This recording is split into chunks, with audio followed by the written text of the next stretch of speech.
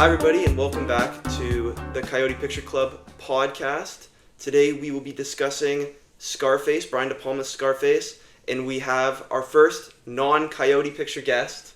We've got Ved. Ved, do you want to introduce yourself? What have you been up to? Yeah, my name is Ved. I know Patty from undergrad. We used to live together for 2 years. Now I'm still in school in Toronto, and he decided to bring me on as a guest to talk about Scarface. You got real into film. Yeah, actually, yeah. Not even the last couple of years, just last year, through him, and now I've seen a bunch, and now I feel like, this is a good way to talk about it with you, I guess. Ready to talk Scarface? Yeah, ready to talk Scarface. So we got Scarface. After getting a green card in exchange for assassinating a Cuban government official, Tony Montana stakes a claim on the drug trade in Miami. Viciously murdering anyone who stands in his way, Tony eventually becomes the biggest drug lord in the state, controlling nearly all the cocaine that comes through Miami. But increased pressure from the police, wars with Colombian drug cartels, and his own drug-fueled paranoia served to fuel the flames of his eventual downfall. General reception at the time was real mixed due to the extreme violence in the movie. It was later adopted as a great American film, which I believe, and you're a little more on the fence with it, or you? No, I think it's a great American movie. Good foothold film, yeah. Absolutely. Siskel hated it because he said Tony Montana was too unlikable, and Ebert loved it for that reason. Ved, what do you think of Scarface? I really like Scarface. The first time I saw it... Do you want me to go on? Oh, absolutely. When was the first time you saw it? First time I saw it was last year. I think Carly was over, and I think I don't know, I was eating lunch or something in my room, and I just had Scarface on, and that was about a year ago. And what was your first impression? Like, what was the first thing you thought, your first takeaway? I really liked it. I think before that, I wasn't, like I said, that was my transition into movies. Yes. So before that, the only performance I had seen of Pacino was in The Irishman. And yes. I always knew, like, legend-wise, he was this outlandish, super loud and aggressive guy. And I saw bits of that in The Irishman, but I was like, okay, this guy seems pretty calm compared to what I know from people just talking about him in general. So going from that and then going to Scarface, I was like, oh, okay, this is where he's big in this one. He's got. I honestly think this is the biggest Pacino performance in terms of like how big his character is. Yeah. Like he's vile from minute one. I wrote here somewhere in the notes. He's bad in the beginning, he's bad in the middle, and he's even worse at the end. And he is just like this big monstrous figure from minute one. And I think there's a switch in Pacino pre-Scarface where we kind of talked about this on the Dog Day Afternoon episode, where he's a lot more restrained, whereas with this it's like this is an explosive performance. Yeah. And he's at a 10 the entire time, especially when he's doing this coke-fueled binge where he just dominates the movie. Yeah. And it's all larger than life alongside him. Oh, we gotta crack our drinks. We do the thing on the Coyote Picture Club where we crack our drinks. What did you bring today, Ved? Some good old Sapporo. Drag the Sapporo here across the city. Thank you very much. Of course. On the bike, so I might... Okay, it's okay. The weather's bad out there. But Pacino is big in this. My first time watching Scarface, I would have watched it in like grade 8 or grade 9, and with the mob movies, my parents were pretty resistant to me watching them. Yeah. Pulp Fiction was the big one where they're like, you can't see Pulp Fiction. But the way I'd watch a lot of these mob movies in like grade 8 and grade 9 was my cousin Jack would buy them on DVD from this place in the mall that sold them real cheap, and then we would watch them together on his little DVD player. So my first time watching Scarface would have been at like 1 o'clock in the morning in a bunkie out at my cottage, watching it on this tiny little DVD player. And I remember just like watching it at a young age and just being like blown away by it. Like, because it's not just how violent it is, and it's not just how vile he is, but it just feels larger than life. Yeah. I think the city of Miami it's kind of the vision of Miami that everything post has ripped off. Like, remember, like, GTA Vice City? Yeah. You played that growing up? I did not play that growing up, but I had friends who played it. I played a lot of Vice City growing up. Yeah. But it does feel like the image of Miami. Yeah. That opening, where it's the chainsaw and the coke deal goes bad, but they're right up against the beach, and that kind of like all the houses are painted pastel and the cloudless sky and just like how colorful it is to like the clubs and they're pink neon and they're like they've got the big like the club they go to is like the Babylon Club. It's got these big statues. Like everything are these big imposing mega buildings or tropical paradise, and it's all almost like lit in neon, and it does feel like the vision of Miami that we've been riffing on ever since. Yeah. And all of that together, I just felt like it hit me like a lightning bolt. And I've been obsessed with the movie for a long time. It's my favorite Pacino performance. Mm-hmm. It's my favorite Pacino movie. And I know you think a little differently. Because I thought bringing you onto this podcast that you were going to say Scarface was your favorite. I kind of booked you for this thinking it was. Well, no, it's not that far off. I will say, I think a big part of why this performance is unique compared to my other movies that I like with Pacino is his volatility. I think there's no other movie I've seen with him where I felt like he's more volatile. Maybe Dog Day, but like you said, this one's kind of different. He's a live wire. Yeah, exactly. I guess, it's not my favorite Pacino movie, but it's up there for sure. Yeah. For sure. I can still talk about it because I think it was a big movie that kind of was important for me to get more into movies and to see the sort of lore behind his career, and even things with like iconic lines like I've heard just growing up or just here and there. Like, well, you got Say Hello to My Little Friend. Say hello. I meant to introduce the podcast with Say Hello to My Little Podcast. I thought about doing something like that, or say hello to my guest. And I mean, you got the eyes, Chico. They never lie.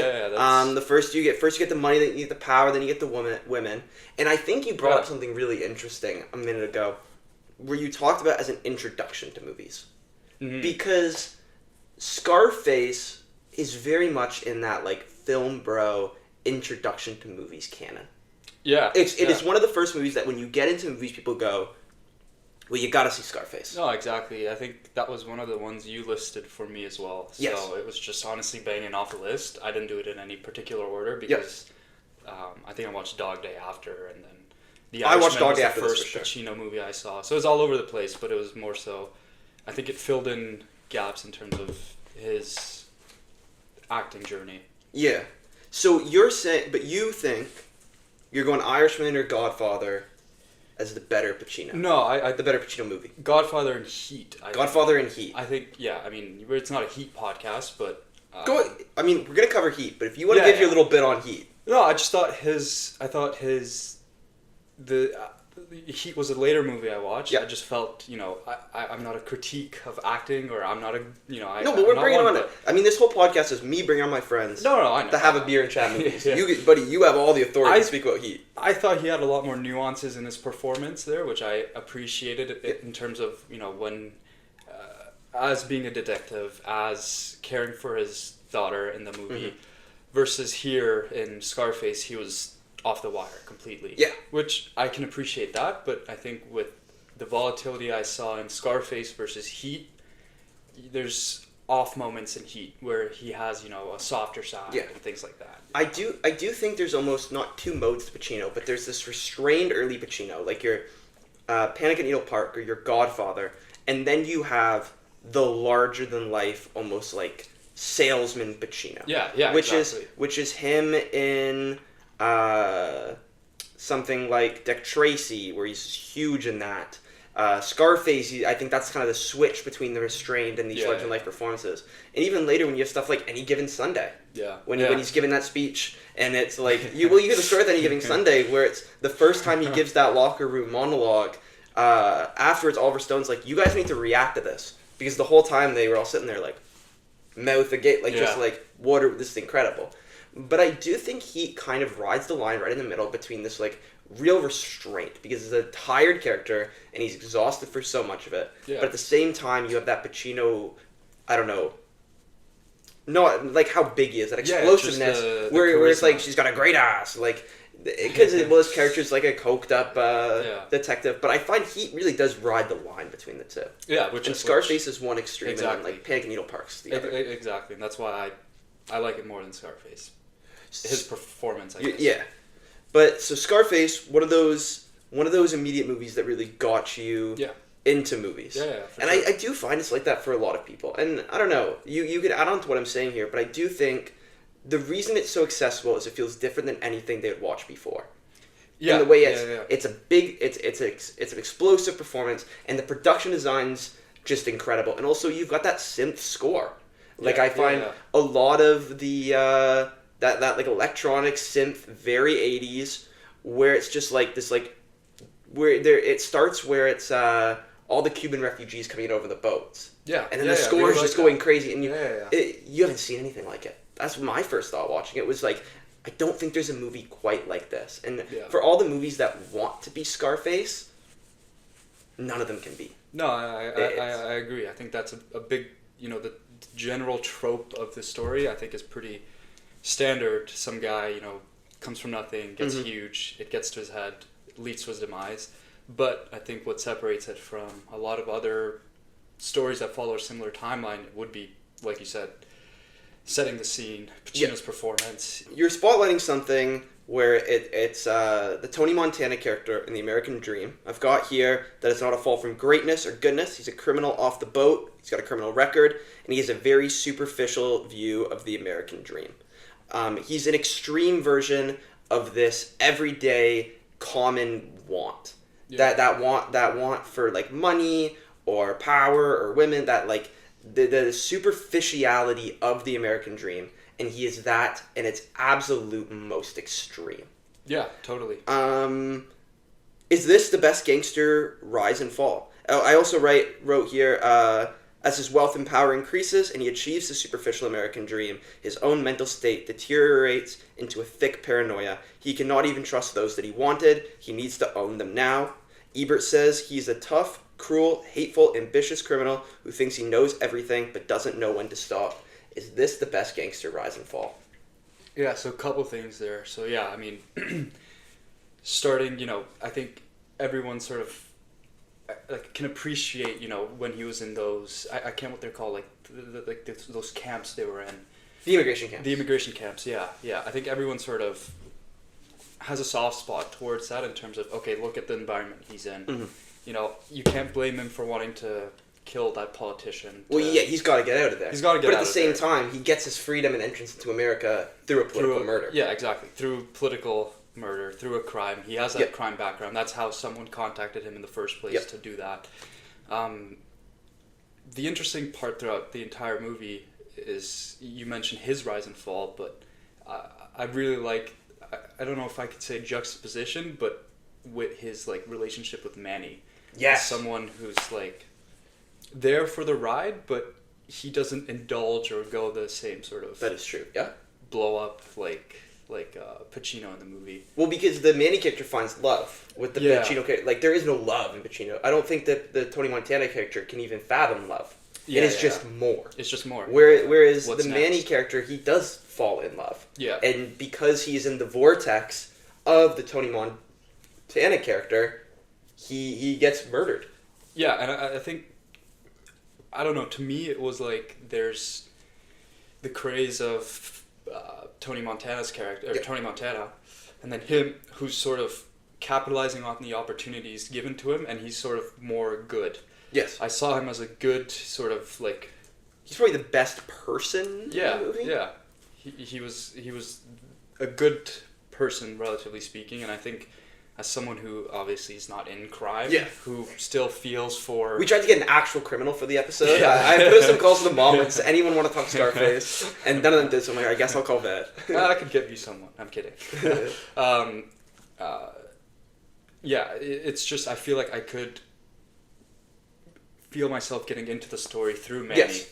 And I always... He's always calling Tony out on things. Yeah, exactly. I wanted him to succeed and go through that American dream, because it wasn't, I think to me, I felt like I could connect with him more, and I knew when he could if he could stop. He could stop if he wanted to. I do think he could. Yeah. So how would you tie the Pfeiffer character, Elvira, how would you tie her into this? I think it's exactly like you said, and I think part of the going up and then crashing down, it's he wanted to get into America, so he did that. Yeah.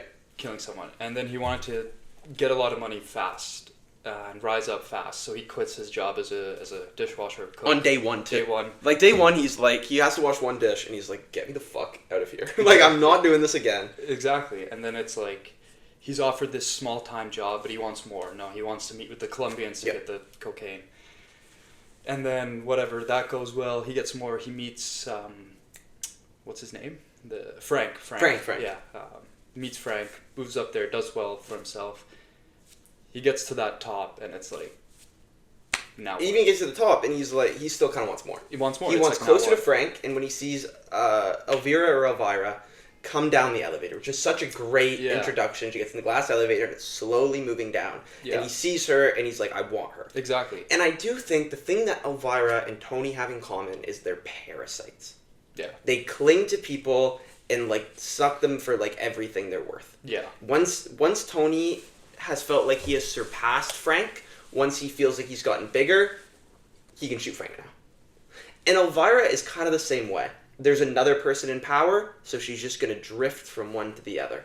Yeah. And the thing is, once Tony's gone, she'll have drifted to someone new that's powerful. And before Frank was in charge, I guarantee she was there. And she will drift through at the top, just kind of a husk. Yeah. And you learn the more that she doesn't really have. It's a terrific performance by Pfeiffer. I think it's a great character. And it's written into the character that she doesn't have much of a personality. Yeah. She's just kind of, she's existed forever as just kind of being there. Yeah. It's like eye candy in a room. So obviously she can't keep these relationships going. Yeah. But it is the end of the American dream. Someone who is just like coasting on the top of it. Yeah. Just going from one to the other, who has riches, who has power, who can give her more supply. Yeah, yeah. And I think it's a great movie about these contradicting rise and falls. I think one more thing I wanted to add there was, with him wanting more and more, I think the crash was inevitable. Yeah, obviously. And then only so long you can go.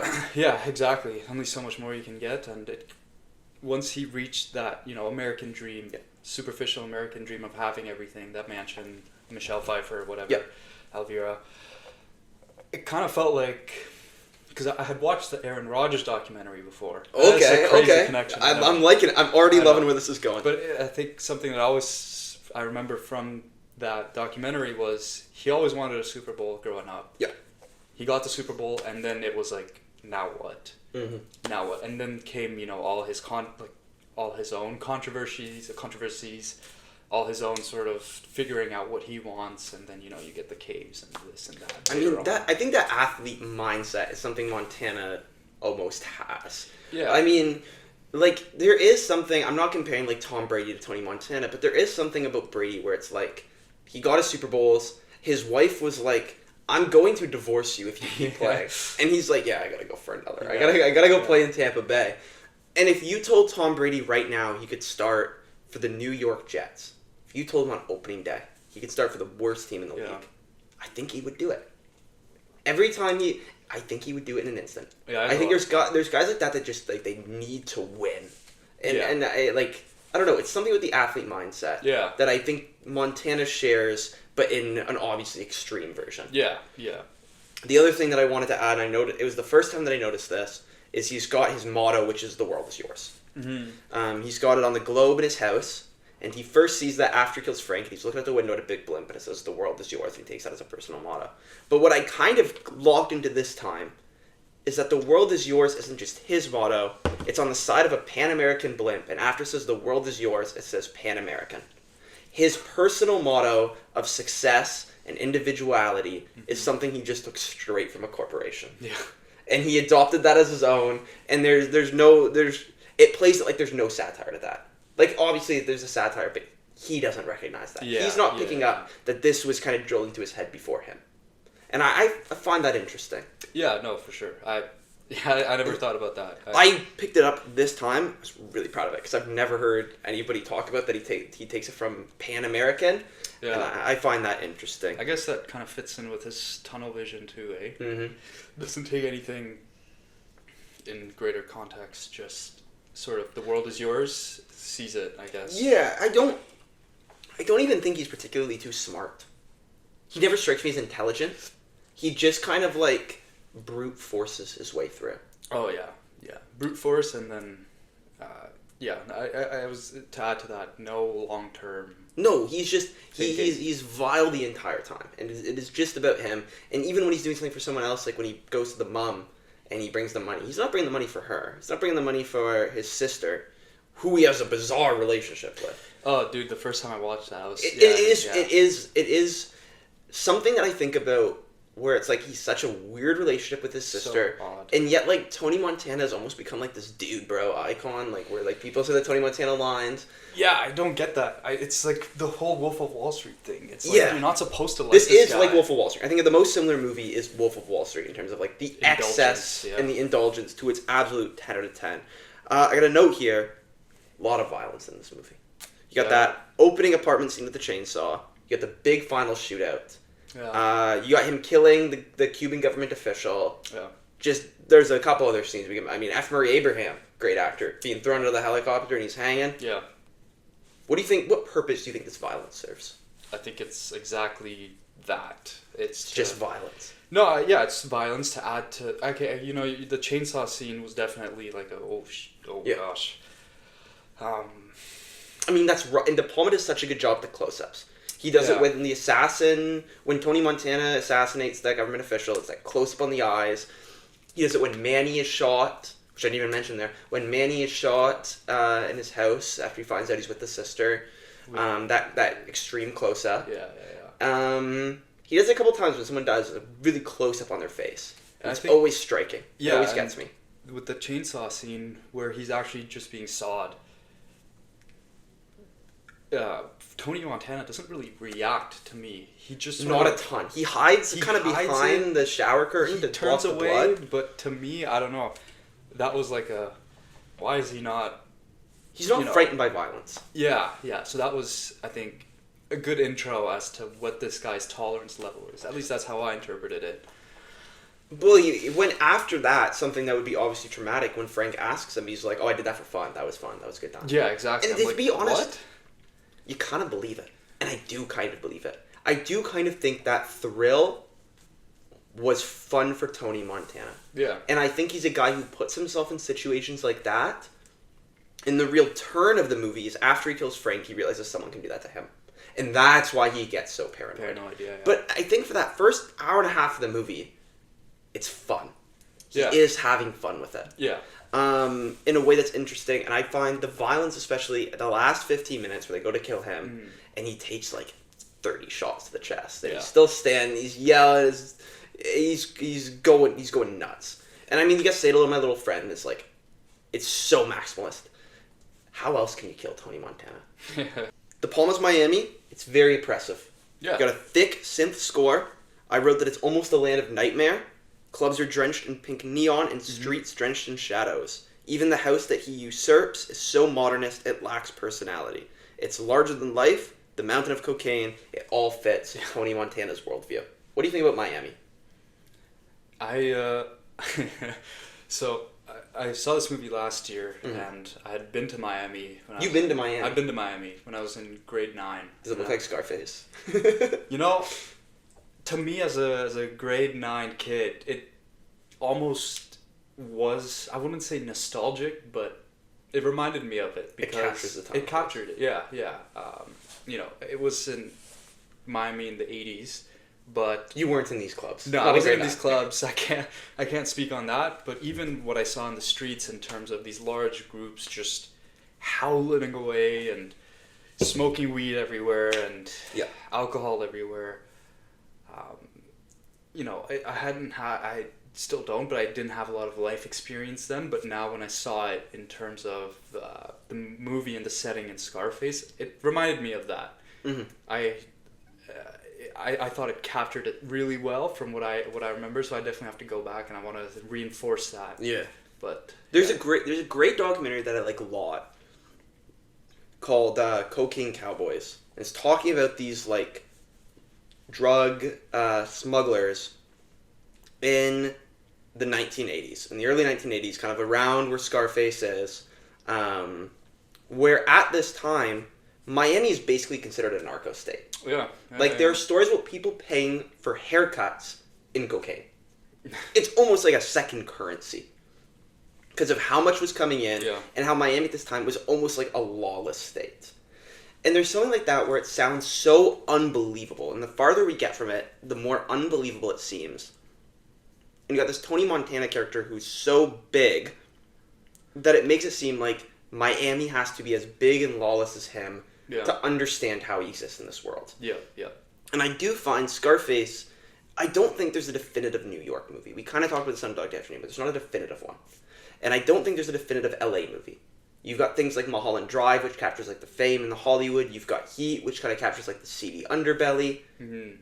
But Scarface feels like the definitive Miami movie. Yeah, yeah. In terms of every depiction of Miami after Scarface has to contend with the legacy of Scarface. Yeah. Yeah, okay. You have to contend with the pastel houses and the beaches and the way the clubs are and that synth 80s score. Like, we're talking about things like Vice City. That's what it is. And even something like The Rip, that Matt Damon, Ben Affleck movie that just came out on Netflix. I just saw that, yeah. I was like, should I watch this? Did you watch it? I did watch it. What did you think? I saw it. I was like, should I watch this? It's perfectly fine. It's a 6 out of 10. It's exactly what you want it to be, but even that has to contend with Scarface. The colors are so saturated, and it's grimy, and you're dealing with like cocaine built into walls and empty houses, and the cartel owns this entire neighborhood. Yeah. And there's scenes like there's one where Ben Affleck has a shotgun, he's searching a house, and he's like lit with this like neon blue background. You can see the curtains almost like jail bars. And it's like, that's Scarface, that's De Palma. Yeah.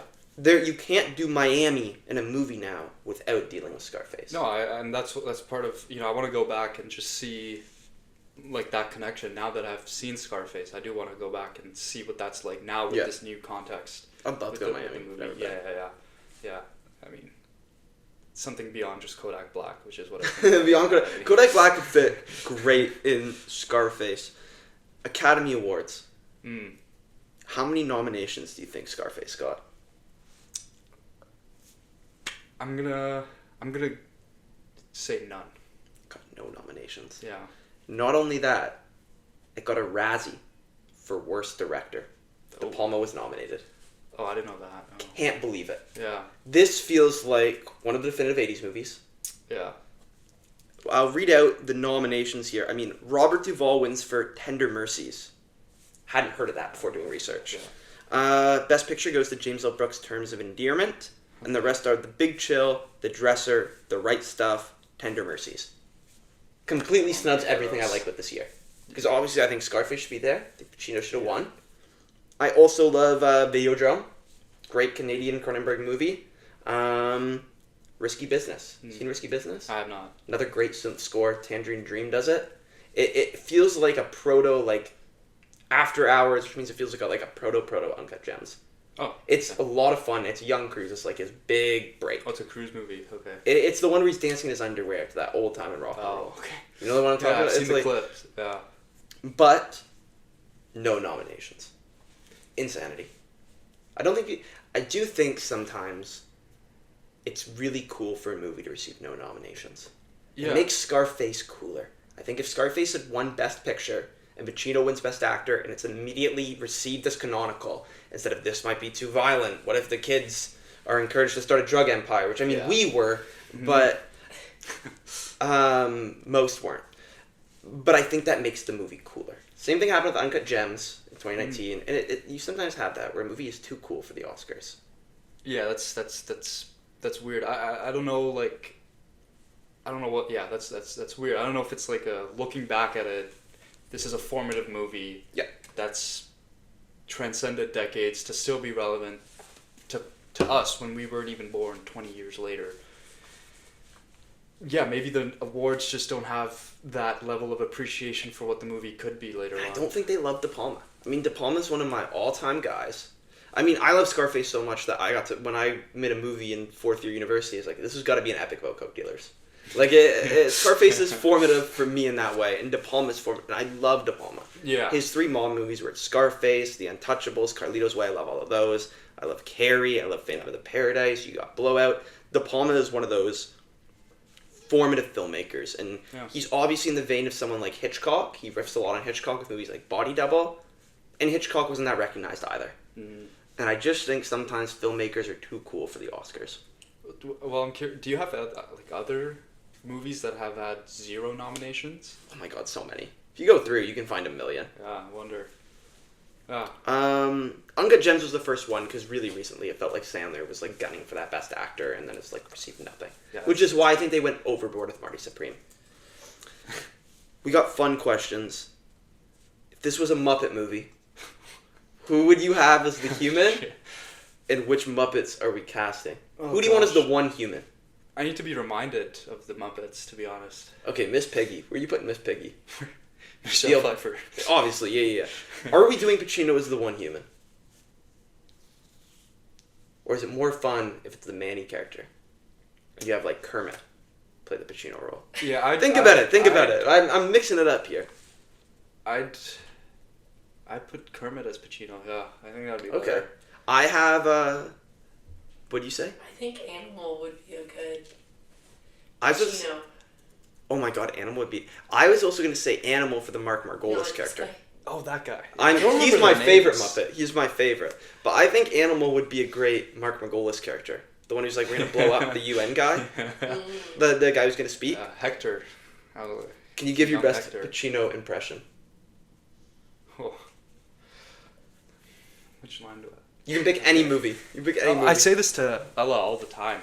I don't know why. It's just... It's a Shrek phone case. Yeah. Oh, wait, any movie. And you pick any movie. You don't need to do Scarface. Oh, any movie. Like, you can do him reading the Oscar. And Ma, see Oppenheimer. What did I do? No, Oh, the killing. Say hello to my little friend. Classic. There we go. All the time. We can edit around. Yeah. I can't do the Italian guy playing a Cuban with almost like a Dominican background or whatever. That's true. That's Carly has some. She wants to do Pacino trivia questions for all the guests. Oh wow. Okay. She's got some Pacino trivia for you. I went 5 for 11, but she's got different questions for you. Yeah, this segment is called Do You Pacino? No.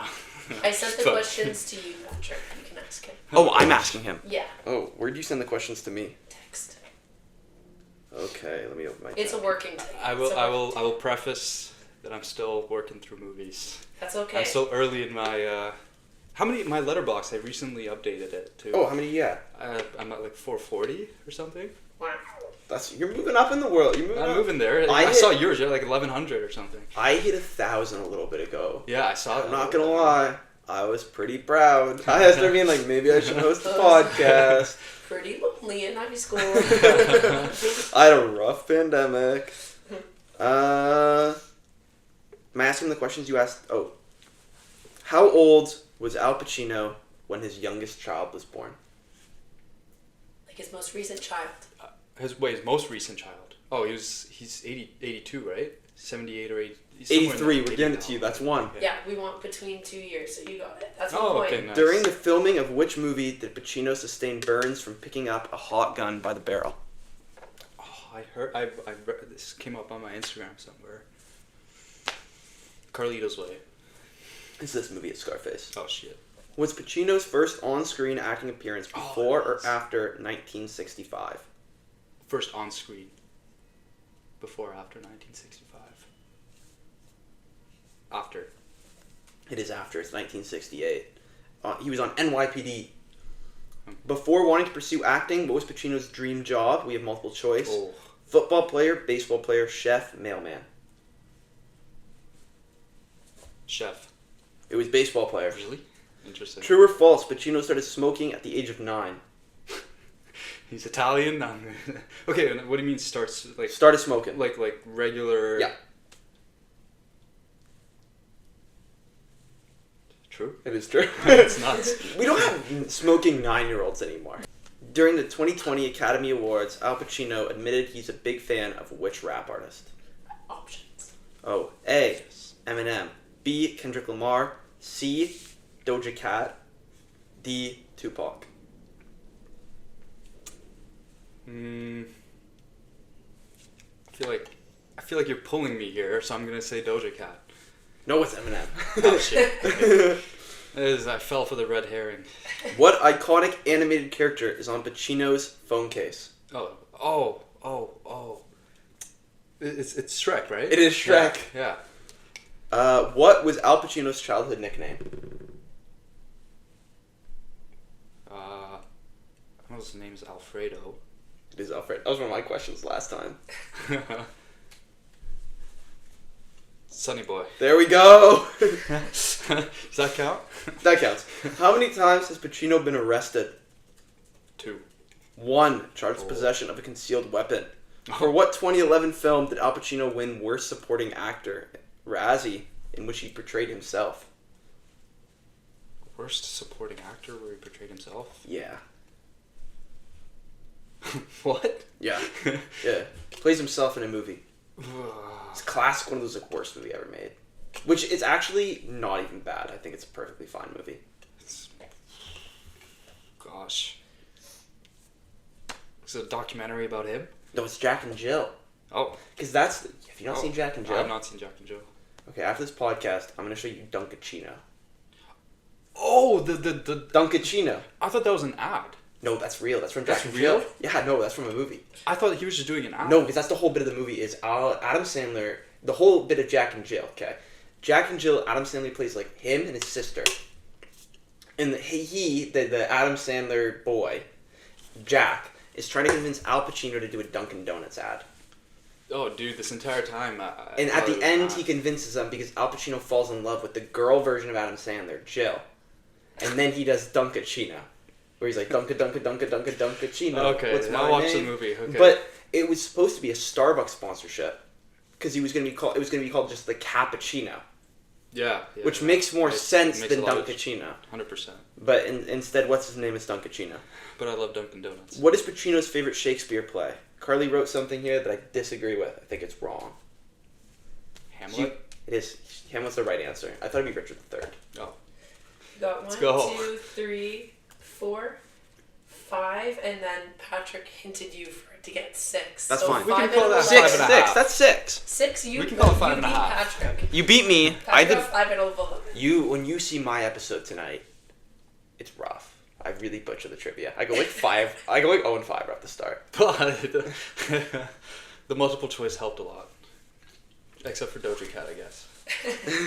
So, when we're uploading this, we're filming this on February 1st. We're uploading this on Super Bowl Sunday. Mm. Super Bowl predictions. It's funny. Patriots Seahawks was the first Super Bowl I ever watched as well. So Okay. It's funny. I'm gonna say Seahawks. You're going I'm Seahawks? going Seahawks. Unless Drake May has a Here's Tom the thing. Brady 2001 against the 2000 or 2001 against the Panthers or the Rams. I think everybody's on the Seahawks. Yeah. Because the Patriots have that weak schedule. I don't even. Yes, I'll let you They've finish. had the weakest schedule of the 21st century. Drake May has been a pretty awful playoff performer. Drake the schedule may. Drake may be. But here's the thing. I just think the Patriots are going to win. Because of the simple reason that I cannot picture Sam Darnold and Jackson Smith-Njigba on the stage holding a Lombardi. I can't picture Sam Darnold with a Lombardi, but I can picture Drake May. So, I can picture Will Campbell holding the Lombardi. That's totally fair. I've Vrabel's, I think he's a better coach. I like Vrabel. I love a Vrabel. lot, yeah. And I know we're talking about the schedule, and I know it's a big deal, and he obviously hasn't proven himself. But one, like any given Sunday, it's one game. But what if Drake May just balls out? What if it's just like Totally fair. a legacy performance? And I think the other thing is this Patriots team isn't just about this offense and who they're facing, but they've played some really good defenses. Yeah. They played the Texans and the Broncos and beat them both. They've held their opponents to like under 7 points a game. They've played a lot of good defenses this year. Hmm. I just think the Patriots upset is more likely than a lot of people think. And I'm putting it on the record. That's fair. Give me the So- Seahawks case. Tell me how I'm wrong. So first, I'll give you. I like Darnold. I like the way his career has gone. I I do too. think I thought he was good for a long time, other than maybe the Jets. But I think I'm happy he's doing really well, and it's funny that he's going to be at a Super Bowl before Herbert and all those Herbert's guys. a playoff choker. I mean, so is Allen, so is Lamar. Of the modern generation, the only ones in I don't know, a lot of them are just playoff chokers. And they are. May kind of is as well. And the only reason I give it to the Seahawks is I like you said, any given Sunday, that's why I don't really care about the schedule. Yeah. All this stuff. Drake May's had a great season. He's developed well. I think he's earned the trust of his team, which is super important. Do you think he's the best of the first round of that year's quarterbacks? Because it goes Caleb Williams is the first pick. Then it's Jaden Daniels number 2, Drake May number 3. If you're starting a team right now, who you drafting? Oh, that's a hard question. So I'm picking Caleb. I'm picking Caleb every time. Yeah. I think it literally goes in that order. Do you watch that game? Man, I thought the Bears would win the Super Bowl. Yeah. I had the Bears Super Bowl. Nuts. Especially when he hits that crazy throw where he backs up 20 yards and hits Komet in the back corner. Yeah, I couldn't believe it. The things he would pull off week to week. I started obviously I'm a Bengals fan, but I was watching the Bears and they just felt like they had a magic. That I'm just 100%. This might carry them to a Super Bowl win. Well, he's a fourth quarter. His first half is terrible, and then gets better third quarter. Well, it's the thing where it's the Bears feel most comfortable down by 3 scores. Yeah, yeah. That Packers game was crazy. I watched the whole thing. Yeah. But you're saying Seahawks. I'm saying, historically, it's always been defense wins. I can't think of a Super Bowl where I thought, the powerhouse offense wins. And I wouldn't even, That is true. Good. I'm going in my mind back to the last couple, and San Francisco loses, my Bengals lose. Yeah, it was all defense, and I think for an offense to show get that Rams-Pat Super Bowl. Yeah, exactly. Even if you think back to, what is it? I just had it. Anyways, there was another Broncos and the Panthers. Oh, Cam Newton fumble. Yeah, or even beyond that, it was the Broncos defense won that game, and that's sort of been the consistent theme. Seahawks versus Broncos when Peyton Manning was the quarterback. Best offense of all time. Yeah. I think even 2007 or 8 Patriots lost in the Super Bowl against the Giants because of defense. I think consistent theme is defense wins games. I've always been a believer of that. And you believe in the Seahawks defense? I believe in the Seahawks defense stopping the Patriots offense. I like Vrabel. I like May. I like it. We'll be talking on Super Bowl day. Yeah. One of us is going to look really right on a podcast that will be on the internet. So This will be uploaded hopefully right before the Super Bowl, or sometime in the morning, or we'll see. Either way, we're recording this on February 1st. Yeah, it'll be. This is our week early predictions. Yeah. Okay. This has been the Coyote Picture Club. Thank you so much to Ved for coming on. Thanks for having me. Thank you so much to Carly, the Carducer, the produced car. And thank you to Alicia and Delaney for letting us take over the living room for an hour. We forgot to thank you in the last episode, but thank you a lot. We appreciate it. Carly, is there anything else I need to shout out? We haven't got any sponsors yet. No. What are we doing next week? We are doing Scent of a Woman. My buddy Silas is coming on. This is one of his all-time favorite movies.